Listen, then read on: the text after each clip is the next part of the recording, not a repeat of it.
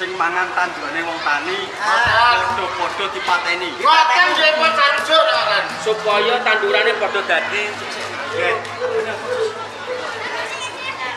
Iki abane apa? Ambo. Kok mawute ngono itu? Wah, ya iku. Malah ana celeng. Manane tanduran iki piye? Wis. Oh, njaluk di pateni celeng iku. Jepang rusuhan. Kowe mikir. Ceblok. Oh iya, ana arek sanu. Ana ta? Celeng. Jepang iki. Sik. Kaya iya kaya usir-usir kae. Kaya ana celeng aja. Sik.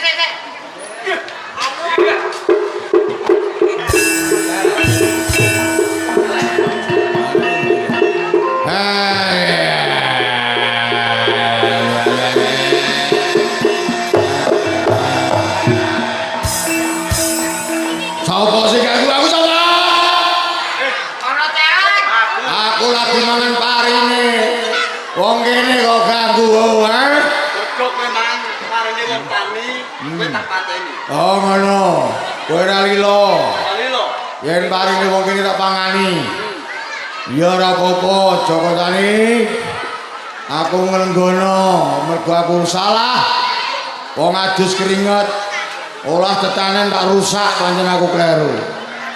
Ya neng aku bakal sabiyantu. Karo wong Karangboyo wong dalem wong kene. Wong Kedhip.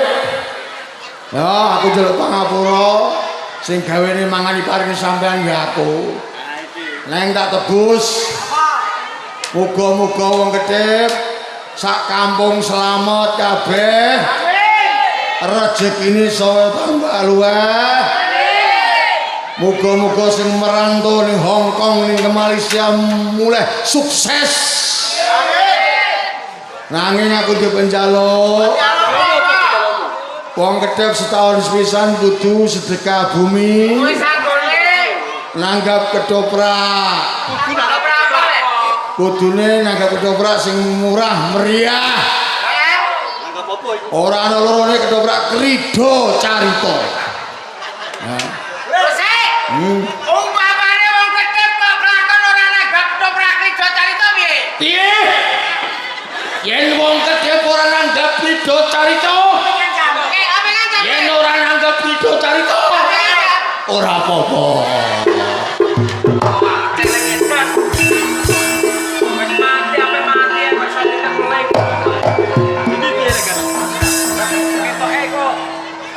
Yo ana manuk sing gane mangani pari barang iki. Ana manuk iku. So, ngono.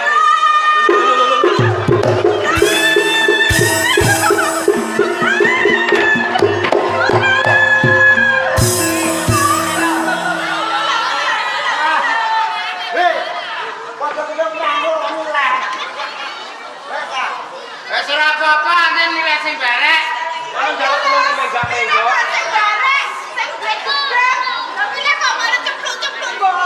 Cempluk paling ora jak keri. Yo. Ora takoni sing wis lupa saya masalah. Kok ngantos panjenengan menika pelajar wonten ing sak tengahing kono menika wonten apa? Aku njaluk tulung.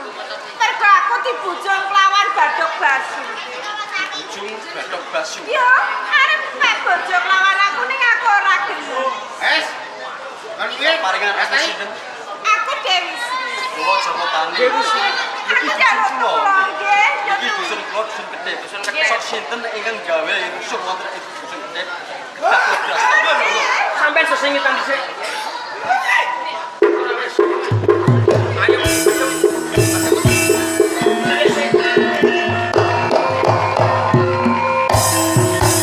Dewi Sri, ayo kowe gelem tak boyong ngono. Ing Gebang Tinatar, Bali bareng aku ora sandarak kowe bareng kan codot-codot iki. Sopo kedadeanmu? Bathuk Basu. Jempol kowe sing ngoyak-ngoyak Dewi Sri. Iya. Aku Joko Tani. Joko Tani sing nentremke desa Kedhip iki. Kowe ora usah dadak kumaluntung.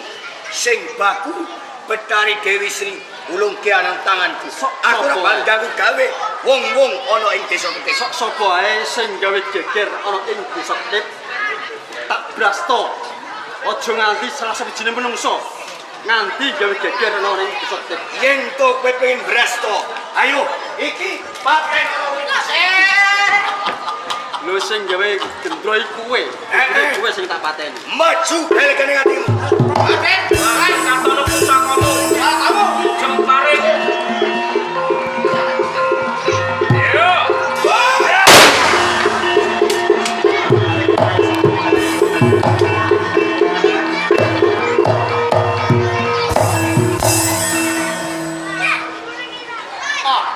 Batuk basu.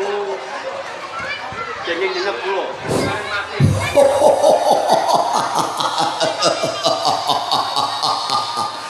Hei Joko Tani. Nggih, batuk basu. Yo, kowe kena bunga atimu. Yen to kowe nyampurnake kelawan Bathok Basu. Iki deno kena kowe misahke kelawan Dewi Sri. Nanging lali-lali den elingo.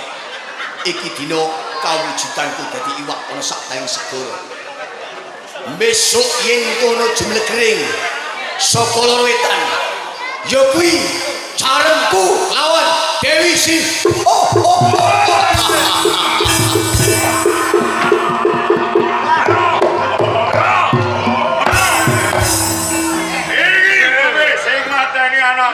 Leles. Oh, Bathok Basu. Janji kowe wong tuane Bathok. Bener, ora kleru. Ora kleru, aku sing mateni Bathok Basu. Yen kowe sing mateni, kowe fatajah mongso. Ana yang bisa.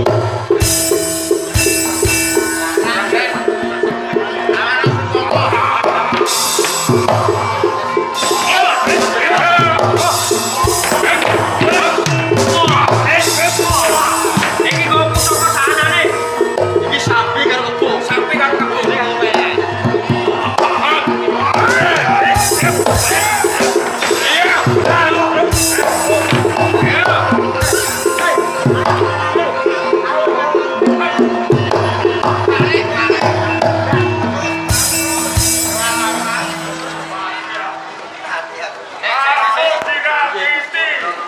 Balik. Jangan iso ta ora. Wae. Ayo, Joko Tani. Piye?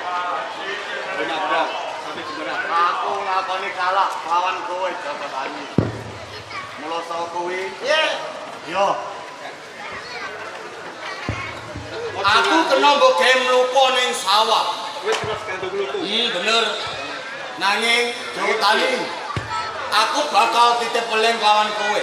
Kowe bakal titik paling opo? Yen aku mbok gunake mlukone sawah. Aja nganti kowe sepisan-sepisan ngeprok ndasku. Aja nganti ndasmu. Yen kowe ngeprok bokongku ora apa-apa. Yen nganti kowe wani ngeprok ndasku. Kabeh tandurane wong Ketip kene bakal tak obrak-abrik. Ben durung ana Ketip. Bosek kawujudanku nak ngene medeni wong Ketip. Iki siunge dilangi siunge. Siunge dilangi. Masa sapi duwe siung? Wong. Weh, Joko Tani, aku wis kalah kelawan kowe. Aku bakal manunggal kelawan kowe. Ewang-ewang karo kowe. Ya toh? Aku kena kok gaweke karo mluku ning Tegal ning sawah. Ben padha mulya. Uripe wong Ketip sak kiwa tengene anggone padha nandur palawija ora bakal dipangan omo. Ya toh, ben luweh nek digawa muleh ya kena kanggo ngewani anak bojone, kanggo nyekolano, kanggo nginterke. Nanging aku ya njaluk opah no. Kowe njaluk upah. Mangan Sate. sate doyan Rawon. doyan. Paling mbok senengi apa? Cita senengi ora daging mentah. Sapi pakanane sapi. Iya ora apa-apa. Suket ae. Aku njaluk opah pendak sasi sura pisan. Dinane Kemis Kliwon. Ya. Eling-eling sura. Dinane kuwis kliwon aku kudu mbok kalungi kupat lepet 41. Oke. Lah kare sago ora? Sago ora? Ora sago. Ayo kok. Nek ngono aku tak nunggal karo kowe ya. Heeh. Aku luru ana kandhang sing apik. Heeh.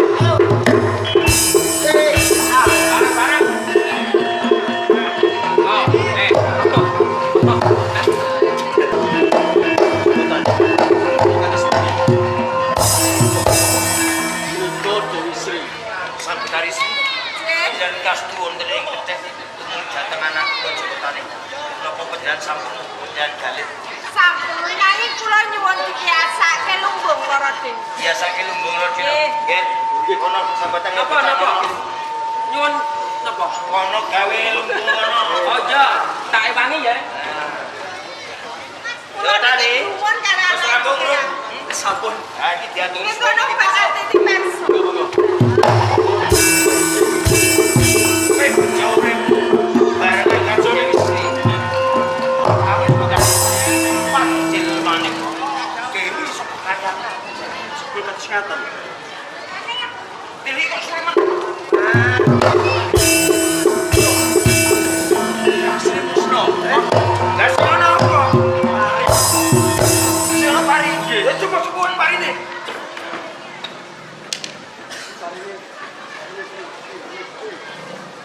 Lawong kedaris rinjil mau dadi pari kok kowe meneng wae. Oke kaget kok.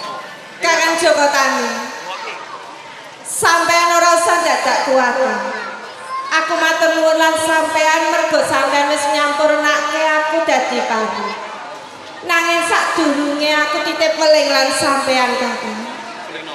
Biarokno kabeh para among tani kususe ana ing desa Ketip kene. Yen kepengin amiwiti mboyongi Dewi Sri ora ana liya kudu ana syarat lan sarana.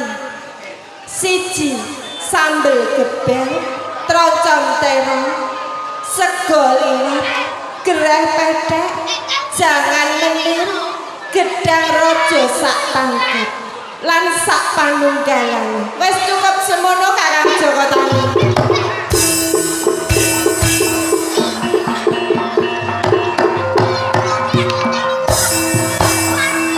Purnane lampahan Joko Tani ingkang sampun kasebat ing siang kala monggo sami-sami kita tutup kanthi mun kitab Al-Fatihah. Bismillahirrahmanirrahim. Alhamdulillahirabbil alamin arrahmanirrahim maliki yaumiddin.